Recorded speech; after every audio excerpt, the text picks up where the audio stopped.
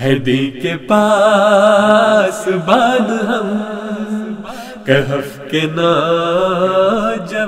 Das Lagerfeuer mit Emisa fand ich, hat sehr viel Spaß gemacht und die Frage-Antwort-Funktion war auch sehr hilfreich und dass wir auch von Emisa mit seinen Erfahrungen die Antworten bekommen haben, war auch sehr hilfreich und insgesamt hat es sehr viel Spaß gemacht, auch mit den Brüdern da zusammen im Lagerfeuer zu sitzen, dieses wunderschöne Feuer zu beobachten.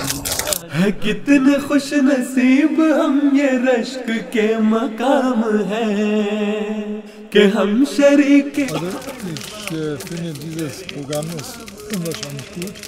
Es ist eines unserer besten, eines unserer erfolgreichsten Programme, weil ich sehe auf allen Seiten, dass die Leute nur profitieren von dem, was hier passiert.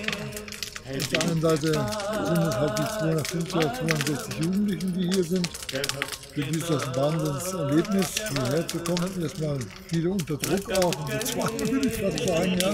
Und dann nach 2, 3 Tagen fühlen die sich hier wirklich wohl und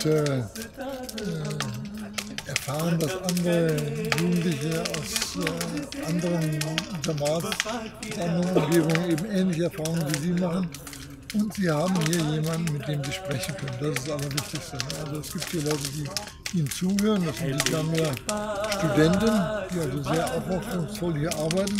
Und die machen jedes Jahr die gleichen Erfahrungen. Dass sich die Jugendlichen nach 2, 3 Tagen öffnen und ihnen dann ganz offen ihre Probleme schildern, die sie nicht mit ihren Eltern besprechen können. Also da ist es ganz, ganz wichtig, dass wir Ansprechpartner haben. Aber auch die spirituelle Entwicklung kann dadurch beschleunigt werden.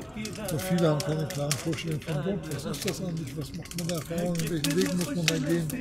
Und hier gibt es halt dann auch Leute, an denen man sich orientieren kann.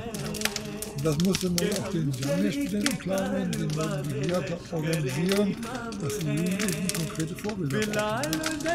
Und so eine Geschichte mit dem Feuer, das ist natürlich klasse. Ne? हबीब किबरिया के एक गुलाम के गुलाम है.